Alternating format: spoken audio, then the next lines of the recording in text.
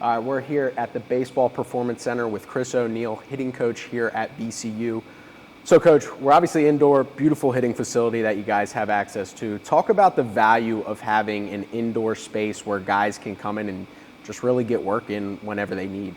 This place has an incredible amount of value for so many reasons, but I think the most important is that they can access this whenever they want, 24/7. They get in with their fingerprint. They get to come in here and train at on their own pace, their own time, which I think is something that's a huge separator for our guys with the goals that they have to become the player that they want to be. Definitely. So talk a little bit about how you view offensive development here. We've got a couple tools, and obviously there's a ton of machines and space that we have in here, but what's the overall offensive philosophy that you guys preach on a day-to-day basis? Yeah. So when we started to think about, what do we want to be as an offense, I think you've got to start with that question. What do you want it to look like? What do you want it to feel like? And for us, the goal is to be fast and physical. Yep. And we want both of those things to be married together, how our ability to play fast impacts our ability to be physical and vice versa. And, from there, you've got to recruit to that. You've got to have guys that can be in that model because it's an exciting offense to run. Yeah. So there's a portion of that to the type of player that you're looking for.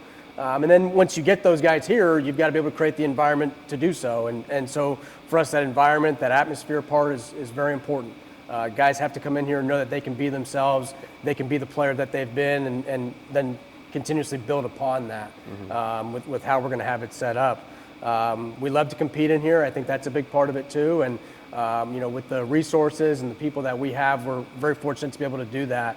A small example of that is when we have TrackMan set up in here, that we're able to generate some exit velocities and beat the prior day average that our guys have. And I think to be able to engage our guys in that process has been really helpful with what it is that we're trying to accomplish. Yeah, it's awesome. And competition brings out the best in most players. And I love the message of being fast and physical because a lot of times offenses become what you preach and what you practice on a day-to-day basis. And that consistency and that message is really awesome. And I guarantee it comes out on the field when it comes time to play. No doubt. So talk a little bit about what we have here in tools. Really fascinated by this half cut up plate. It's the ingenuity that hitting coaches always have, and sometimes those are our best products. Yeah, so I think I'm really in a fortunate spot, to be with Coach Thompson, who allows us to have free reign, and Coach Llewellyn, who does an awesome job with our hitters as well, to be able to come in here and allow us to, really let our creativity shine a little bit. But just starting with the Axe bats, I think they're a great product. I think it's something that, we're using every day to help our guys organize their swing. And we use that in progression base, so we'll be off the tees with that. And at times we'll have those off the machines. And then our smash factor balls as well. We love using these out of a mini hack. I think it's a really cool tool for our guys to help to develop an approach, because this is very challenging and difficult. We've paired that with we've got an additional Axe bat, skinny bat. And I think it's been really cool for our guys. It's super challenging. One of the things that we talk about is, they're going to come in here, they're going to have failure at times. But us as coaches, we want to be able to give them something that they can go to so that they can limit that failure and really just have the ability to work through it. So the smash factor balls are an awesome challenge. The long bat, Axe bat trainer, we love using that with our guys. I joke with our players and say it's a implement that can help change your career. To be able to refine movements, help to reinforce contact points. And you'll hear me say this, there's no quick fix in hitting, you have to work. And again, the space for us to do so is phenomenal, but this can help to change intent with what we're doing at the plate. And then the last thing that we really like to do with our players is shrink the size of the plate. Know what our guys are going to hammer, know what they can smash. So I think a lot of guys that they'll be in swing mode, and we want to put them in hit mode, and I think this does that. And then going back to there's no quick fix in hitting, I think this is as close as we get to it. And I joke with the guys and say, when a recruit sends video, they don't send us video of a bad swing on a bad pitch. And so we talk a lot about the pitch influencing the swing, knowing where this is going to be. We can manipulate it around the plate.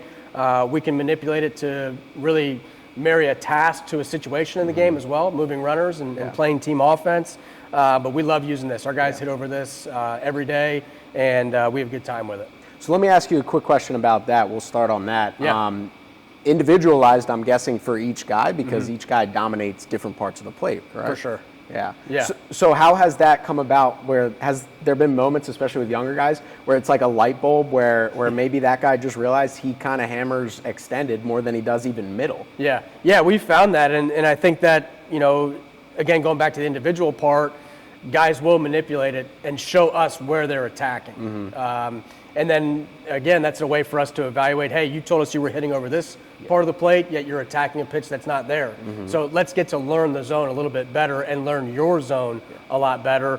And that the best byproduct of that is we're limiting chases out of the zone and getting some really good feedback from our metrics that we have with TrackMan that our chase rates have been down. And so we really credit it a lot to shrinking the zone, cutting it in half, and using this plate to manipulate where it is that they're going to attack. It truly is amazing how much work you can make when you give really high-level athletes just some form of feedback so quickly, right? Yeah. Like, especially college guys, they've been so good as just swingers sometimes at young levels because they're more athletic, more talented, better hand-eye coordination, things like that. For sure. But when you're facing the pitching that you see in the A-10 each and every weekend, you can't swing at that ball 3 balls off. That maybe it was a single the other way 2 years ago as a junior in high school compared to now. That's swing and miss every time, and that pitcher's licking his chops because you just gave him one, gave him a strike outside the zone. So let's talk about the axe bats a little bit here. I'm curious because you talked about organizing the swing, and I think a lot of people.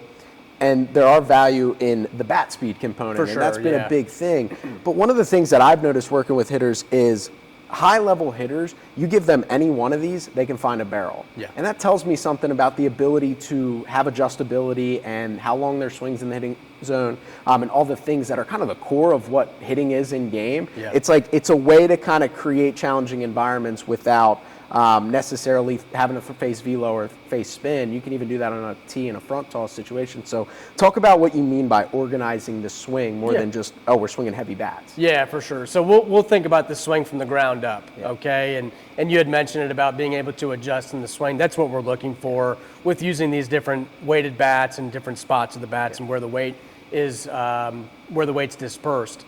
We typically will do it off of the tee as a warm-up with our guys so that they get into a spot to where they're ready to compete.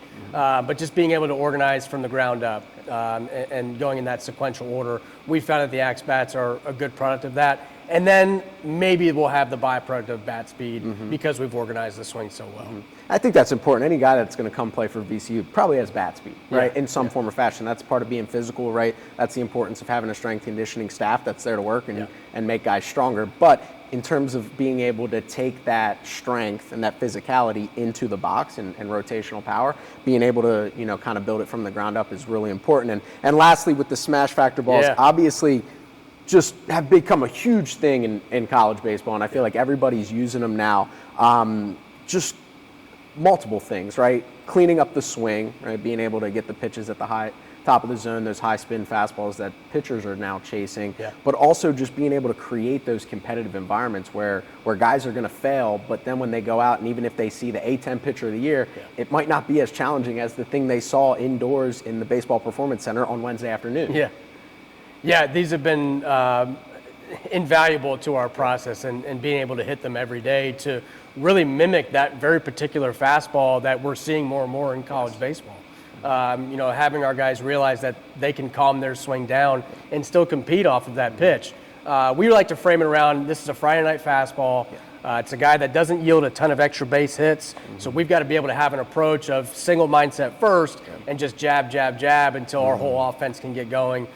Because we can't just lay down at the plate and say it's a great fastball. We've got to have something in our toolbox to be able to go up there and beat that particular pitcher in that fastball. Yeah, definitely. And being able to score against elite pitchers in any way, that's how you win conference championships, which obviously we see over your shoulder, 15, a lot of NCAA regional appearances. But, Coach, we appreciate you taking the time to do this. Ton of great information, and I'd love to see that you guys are developing hitters the right way. Absolutely. We appreciate it too, Trevor. This has been a blast. Awesome. Appreciate it.